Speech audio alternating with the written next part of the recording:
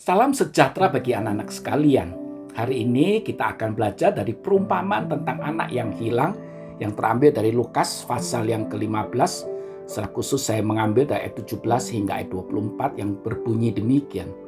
Lalu ia menyadari keadaannya, katanya, "Betapa banyaknya orang upahan di rumah Bapakku yang berlimpah-limpah makanannya. Tetapi aku di sini mati kelaparan. Aku akan bangkit dan pergi ke rumah Bapa dan berkata kepadanya, 'Bapa, aku telah berdosa terhadap surga dan terhadap Bapa. Aku tidak layak lagi disebut anak Bapa. Jadikanlah aku sebagai salah seorang upahan Bapa.' Maka bangkitlah ia dan pergi kepada bapaknya. Ketika ia masih jauh, ayahnya telah melihatnya. Lalu tergeraklah hatinya oleh belas kasihan. Ayahnya itu berlari mendapatkan dia, lalu merangkul dan mencium dia. Kata anak itu kepadanya, 'Bapa, aku telah berdosa terhadap surga dan terhadap Bapa. Aku tidak layak disebut anak Bapa.' Tetapi ayahnya itu berkata pada hambanya, 'Lekas bawa kemari jubah yang terbaik. Pakaikanlah itu kepadanya dan kenakanlah cincin pada jarinya dan sepatu pada kakinya. Dan ambillah anak lembu tambun,' atau dikatakan anak lembu yang memang dikhususkan atau digemukkan untuk pesta pora, untuk sebuah acara. Sembelilah dia dan marilah kita makan dan bersukaria. Sebab anakku itu telah mati dan menjadi hidup kembali. Ia telah hilang dan didapat kembali.' Maka mulailah mereka bersukaria." Saudara yang dikasihi Tuhan Yesus, atau anak-anak yang dikasihi Tuhan Yesus, kisah ini tidak pernah usang. Hampir selalu terjadi dalam kehidupan keseharian kita, di sekitar kita. Dikisahkan seorang kaya memiliki dua anak. Anak yang bungsu meminta warisan kepada ayahnya. Ayahnya tanpa melarang memberikan apa yang diinginkan oleh anaknya. Dan anak itu kemudian lari jauh dari rumah ayahnya. Ia berpesta pora dan menghabiskan seluruh warisan itu sampai miskin. Karena tidak memiliki keahlian, maka ketika dia mencari pekerjaan untuk bisa mengisi perut dia, tidak ada sebuah pekerjaan pun yang layak yang bisa diterimanya. Sampai akhirnya ada satu pekerjaan, yaitu menjaga babi dan memberi makanan babi. Saudara, dalam kondisi yang seperti itulah anak ini baru sadar siapa dirinya dan siapa ayahnya. Ia disadarkan bahwa di rumah bapaknya lebih baik daripada sekarang ini. Sehingga ia sadar untuk pulang kembali kepada bapaknya. Bukannya sekedar ia sadar bahwa di rumah bapaknya lebih baik, ia juga sadar bahwa dia adalah anak yang kurang ajar, anak yang tidak berbakti, anak yang tidak memiliki sikap yang baik kepada ayahnya. Bahkan ia mulai menyadari bahwa ayahnya adalah ayah yang baik dan bijak. Walaupun mungkin kita bertanya, apakah pemberian warisan itu merupakan sebuah keputusan yang bijak? Tetapi ketika dia memberikan dan dia berpesta pora dan dalam keterpurukan itu, kita tetap melihat ada sisi positif dari keputusan yang kita mungkin pertanyakan kebijakannya. Anak ini sadar dan kembali. Dan dia ketika akan kembali memutuskan untuk kembali kepada orang tuanya, anak ini sadar.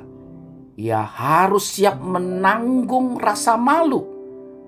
Ketika pulang, orang-orang di kampungnya akan mempertanyakan.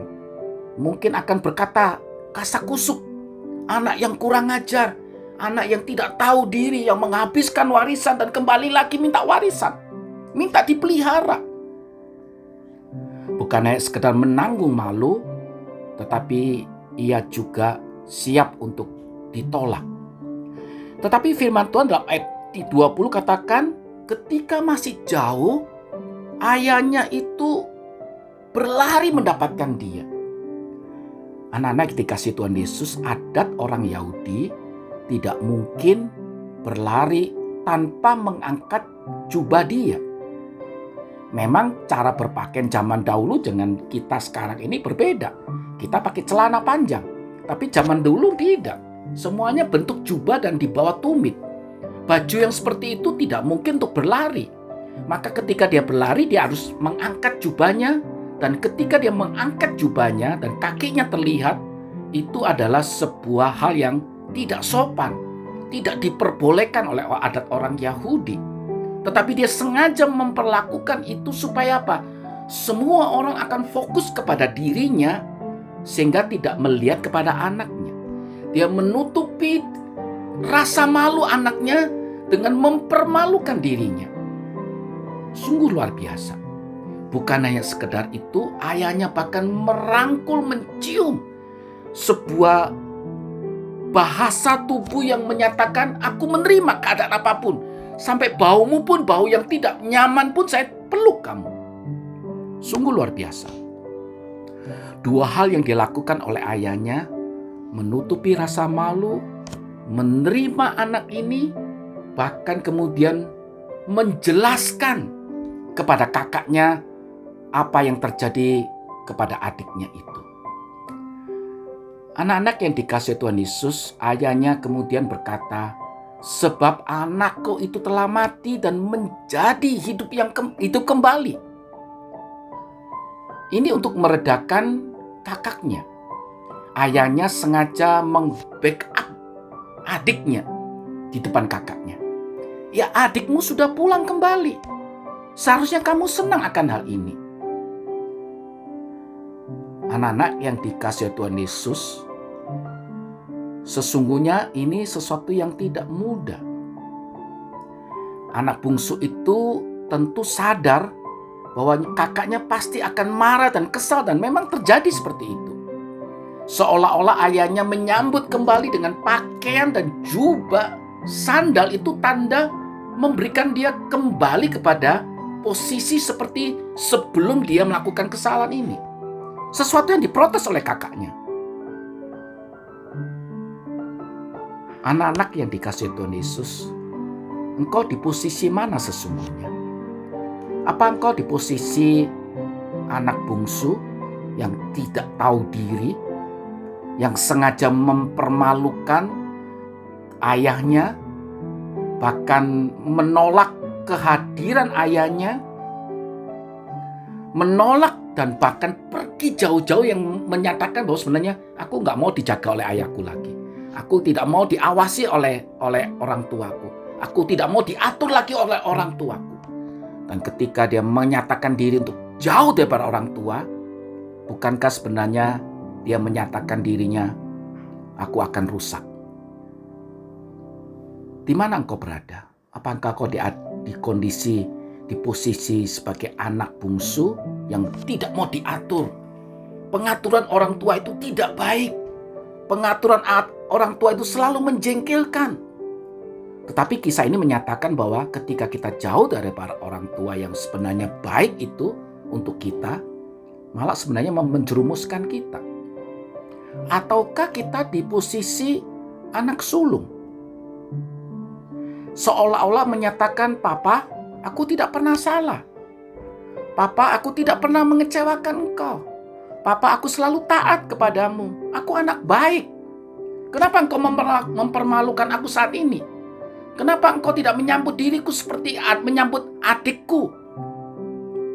Apakah kita di posisi sebagai anak sulung yang merasa kita lebih baik daripada orang lain? Merasa kita tidak melakukan kesalahan ini dan itu? Yang merasa bahwa kita tidak perlu orang lain?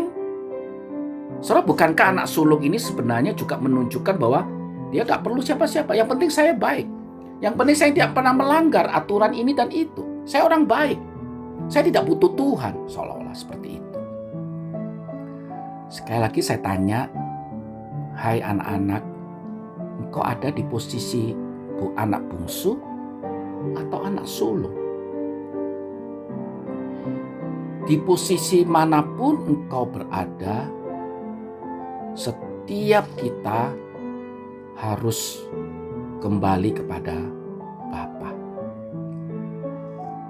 Kunci cerita perumpamaan yang hilang ini bukan sekedar anak yang hilang, anak yang kurang ajar, dibandingkan dengan anak sulung yang baik, yang tidak pernah melanggar, selalu bekerja keras, diperbandingkan anak yang jahat dan anak yang baik. Bukan hanya sekedar itu. Di posisi mana kita berada, bukan hanya sekedar itu. Di posisi manapun engkau berada, adakah engkau sadar seperti anak yang bungsu itu, sadar bahwa dia terpuruk. Dalam keterpurukan ini dia butuh Tuhan. Dia sadar bahwa di rumah Bapa, yaitu di rumah Allah Bapa kita, itu kenyamanan tidak bisa dibayarkan oleh kenikmatan dunia ini. Menjadi sebuah kunci pemahaman dalam cerita ini adalah bahwa si bungsu ini mengapa diterima? Karena dia berbeda. Sudah berbeda ketika dia pergi dan dia kembali. Anak ini menjadi anak yang berubah. Maka dikatakan dalam ayat 24 maupun ayat 32 katakan, sebab anakku itu telah mati. Ada sesuatu yang sudah dikuburkan masa lalu dia. Kejahatan yang masa lalu dia. Kehidupan yang tidak bermola pada masa yang lalu. Untuk kembali kepada Bapa. Menjadi hidup kembali.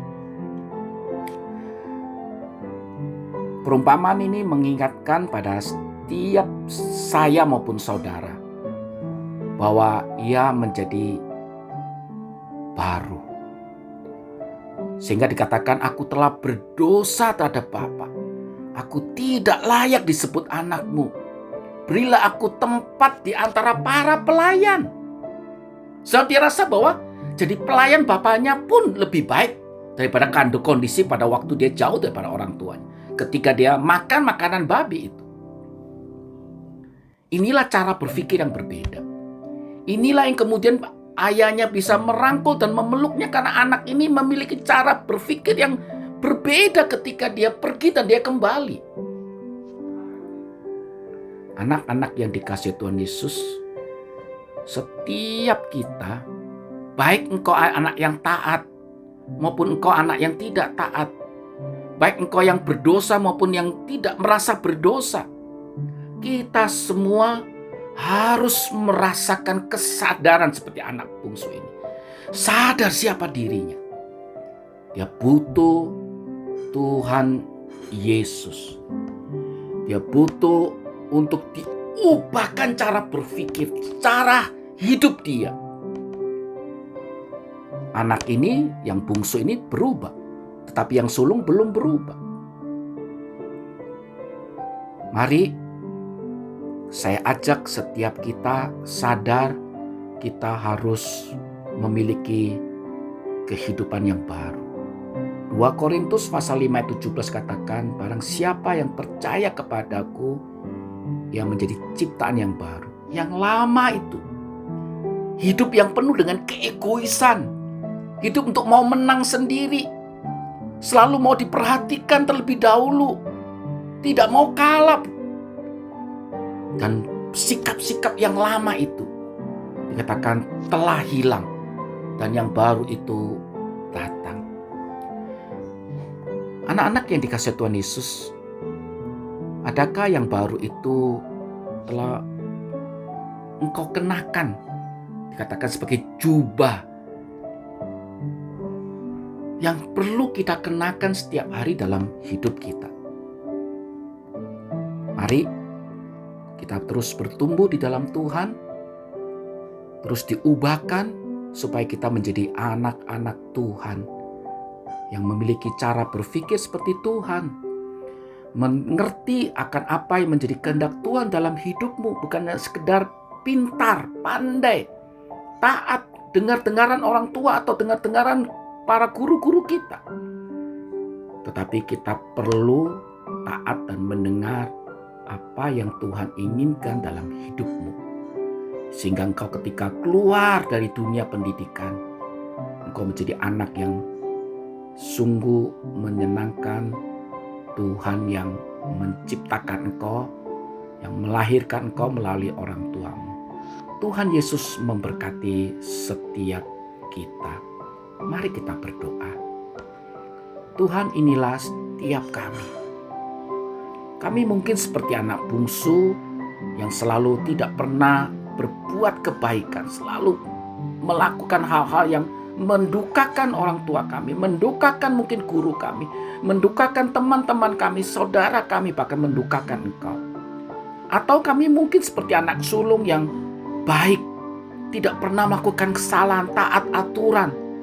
Tetapi sesungguhnya kami tidak butuh Tuhan karena kami merasa bahwa kami anak yang baik. Kami selama tidak berbuat dosa, kami baik-baik saja. Tuhan, melalui cerita ini kami diingatkan bahwa setiap kami di posisi manapun, kami butuh Engkau. Kami ingin dekat dengan Tuhan supaya kami boleh mengerti akan apa yang Tuhan kehendaki dalam hidup kami. Berkati setiap kami, hanya di dalam nama Tuhan Yesus kami mau berdoa dan bersyukur. Haleluya. Amin.